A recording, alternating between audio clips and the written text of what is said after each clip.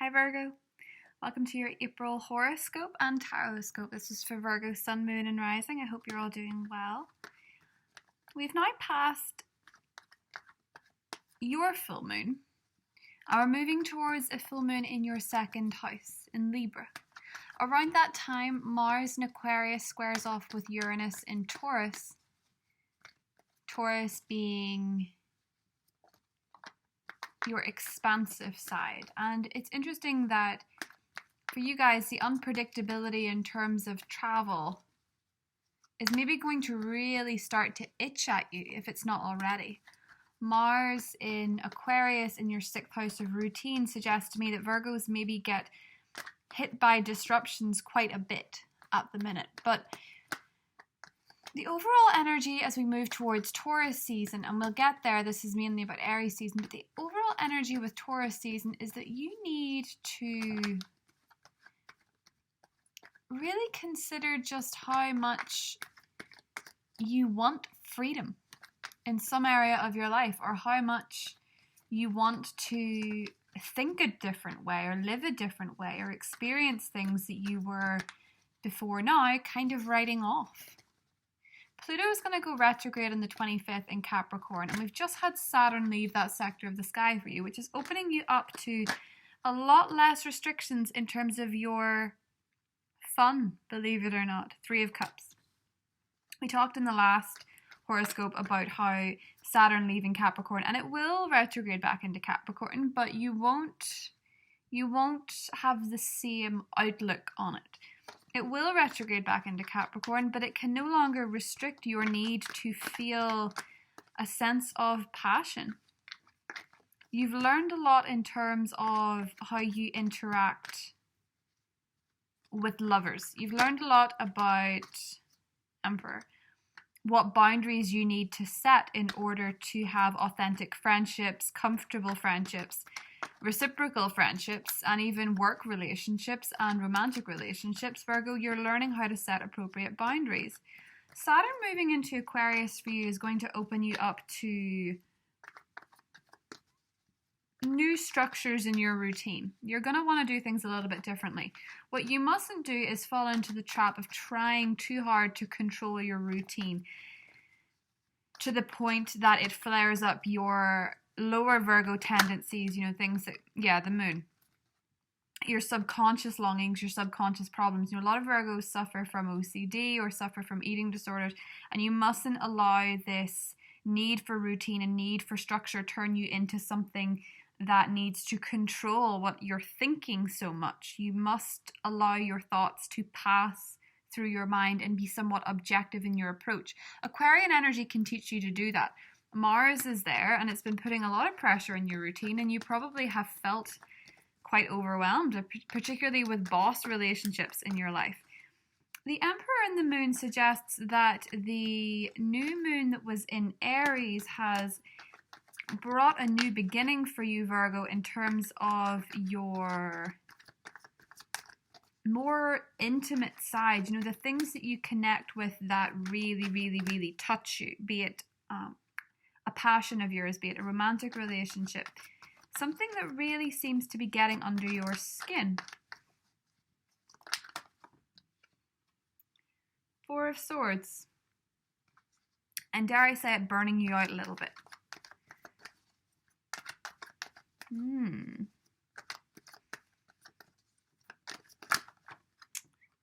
Burning you out quite a bit. The Tower. You really are thinking of restructuring how you do things. I like it.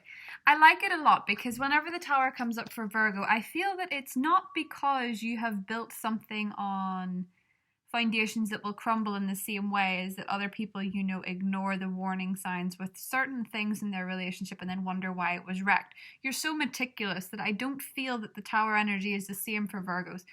I feel that it is that you are putting too much weight on yourself, and every so often you have to crumble to let that weight go, and you feel like a failure when you do. You feel like a failure with the Tower in a way that you feel almost like you've destroyed an empire. You feel responsible for other people. You feel responsible for the other folk that maybe in your perception, suffer for your mistakes, which is why you are so meticulous. But with the Emperor energy, Virgo, no matter what is crumbling in your life, it is bringing you a new opportunity, particularly if it's financial, particularly if it is to do with money or all things material. It's actually setting you up for something else. Setting you up to plant seeds that are more effective. Aries season for you is asking you to get in touch with what does get under your skin and see where maybe you could work with it rather than try and demand that it gets out or demand that it gets done the way that you think it should. The Seven of Wands always, to me, it is standing your ground, but it also feels a little bit that sometimes standing your ground isn't quite necessary. In this case, I think it is. I think it is quite necessary that you have to protect the new thing, because I think it's actually going to matter a lot to you. So you need to protect it. Queen of Swords, you need to keep those boundaries up. There are so many cards that are surrounded by the energy of boundaries, setting healthy boundaries. And Saturn, I think, is the planet of restriction, is the best planet to teach you that. And as it shifts from your 5th house, which is the 3 of Cups energy, Saturn in your 5th house can really restrict your social life. It can restrict your ability to ease up and have fun and create things. But even if you are looking to create things, Virgo, it teaches you the backstory of how to do it, the methodology, as it were. When it's moving into your 6th house, I do feel that your habits are changing. I think they're shifting, but you have the choice of whether or not you choose to embody the Emperor energy, which is a lot more confident, or the Moon energy, which is sometimes more toxic. Like, the Moon can sometimes be the hidden depths that we choose to ignore until they bubble up in more unhealthy grounds, your relationships or your habits in terms of health. Virgos, to me, rather than go in the if a Virgo has an unhealthy habit, it's either in great excess, but it's more likely in limitation. I think Virgos limit themselves more than they overindulge in things. It's such a stereotype to use Amy Winehouse as an example of a Virgo with addictions, but you can see that she also, I believe, suffered from an eating disorder. So she went to the excess of something, but also the restriction.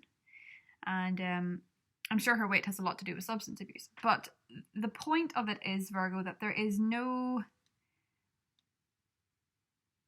really is not a lot of limit for Virgos of how much they restrict themselves. So what I want to say that with this routine shift is that make sure that you are embodying the energy of the Emperor. Mars has been in Capricorn and has moved into Aquarius, and it'll be in Aquarius all of this month. It will retrograde later on in the year. But look in April as April is Aries season. The Emperor is very much to do with that. But it is, look at your own habits and maybe have the opportunity in the stillness, in the silence. Do analyze your dreams exceptionally well. In the silence, in the stillness, do analyze where maybe there is some kind of longing, some kind of guilt, some kind of unfulfilled emotion that's crying out for your attention in order for you to build this next step, because you're wanting to build something quite significant. The full moon in Libra touches you financially, and it's got a lot going on at that time. The main aspect that we want to talk about is Jupiter conjunct Pluto in your 5th house, and we will get there. That's the main aspect of this year, I believe. Pluto is causing a lot of stir in 2020. It's really Pluto's year. 6 of Wands, 5 of Wands.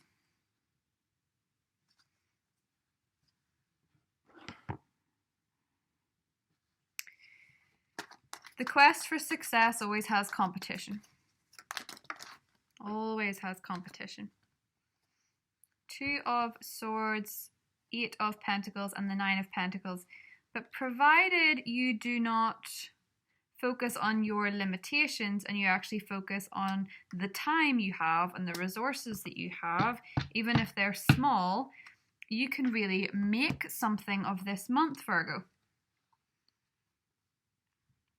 8 of Pentacles, 9 of Pentacles, you can really work on that confidence that you so desperately need to work on at the moment.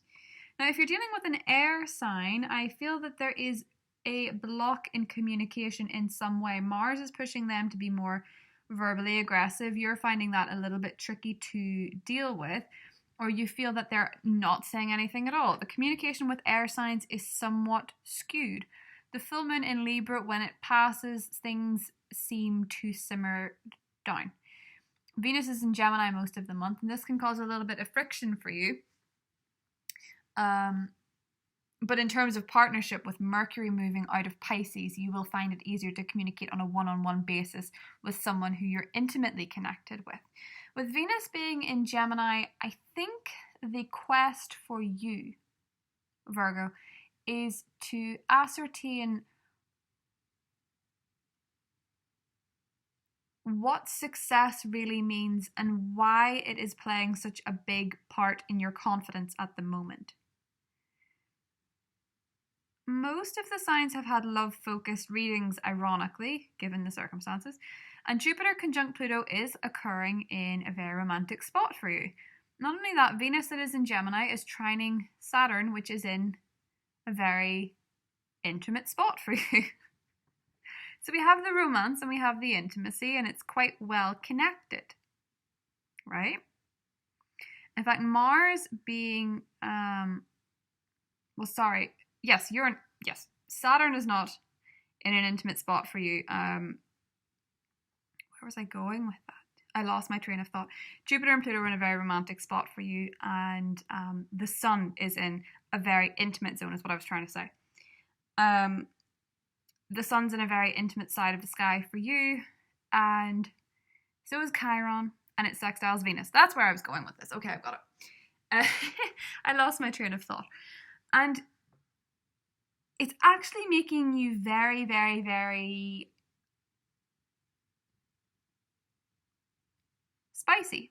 But it's also not going to flourish in the way you would like it to if you can't get to the root of why you're maybe feeling a bit hesitant of embodying that energy. If you're a little bit reluctant or prude to get in touch with that more passionate side, it's almost as if something has maybe knocked your confidence and you feel a lot less connected to your body, to your ability to articulate things, which you have so strongly, the ability to see the framework and things, the process and things. As I say, the tower is not your fault, okay? Whatever that moment is, it's not your fault. And I don't even feel like it's that big. I feel like it is just, you know, when you've drawn up a blueprint on a big piece of paper and you realize that it's just not working out the way that you want it to, so you tear it off and you start again. It's that kind of thing. It's going back to basics on this way of handling a certain situation. Now, you do feel quite restricted, and the Eight of Swords is very, very of our time at the moment, feeling quite restricted. It's interesting, though, that we see the Page of Swords, the Lover, and the Knight of Swords. It's almost like there is every opportunity to strike up some very intimate connections via the internet, which is what Venus and Gemini will do. Here we have it, Gemini. But I feel for you that you'd be very quick to cut somebody off at the minute. You're really looking for something that suits. Saturn has taught you a lot about sorting through romantic potential, and you're not going to go for somebody that's Knight of Swords that's going to swoop in and swoop out again. You're looking for a King of Pentacles energy, something that moves at your pace and is emotionally fulfilling and is quite nurturing and sees the best in you without giving you nightmares. And I think that's a fair want for anybody, particularly an earth sign. There's a lot of backstory here going back to Scorpio season, where there was maybe some kind of starting over again. But we'll get into that in the extended. Something that possibly came around or left in Scorpio season seems to be a theme coming up in this as well. Okay, so what you need to do this month, Virgo, in Aries season is really look to what is getting under your skin, because there's a clue in that about your next step. Jupiter conjunct Pluto is huge, and it's going to make you very aware about what you're passionate about, but it's almost as if the intensity of it really throws you for a loop and you have to stand back, reassess, and possibly restructure your plan.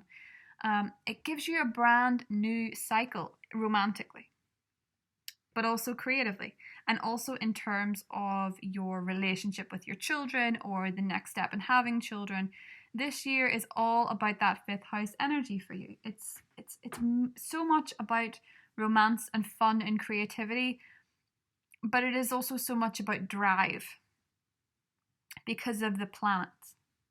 You know, if it's lukewarm, it's just no good. I think that's the key in your love life. You're looking for something bigger, but I think the more intense energies that are coming in, you feel like you're a little bit out of your depth and a little bit out of control. You're not. It's setting you up for something really quite spectacular. In fact, it's setting you up for something very comfortable. It's setting you up for something that really makes you feel quite secure. And if you feel as though your road to success or your road to getting what you want is filled with jealousy, competition, false friends, false allies, that's going to shift. That's going to shift, because apparently, Virgo, a lot of this was to do with the perspective that you had on what was coming to you anyway. And you're starting to see a little bit of a mirroring effect in what you've been expecting and what's actually coming in. So the Venus sextile Chiron aspect that I would hedge my bets is really showing you a different side of yourself. I think it's going to pull up some brand new ambition. I think it's going to pull up some confidence, and I think it's going to pull up some drive to go after what it is that you want. And this feeling of being restricted, I think, is going to come up against your way to articulate your way out of any situation, the way that you can articulate because you know the facts, you know the basics, you know the backstory, and particularly if it's romantic, you're going to sift through things quite quickly, but you may find that in the next couple of months, June in particular, you could find yourself meeting somebody that ticks a lot of boxes. But we'll get into that in the extended. Love you guys. See you in a bit.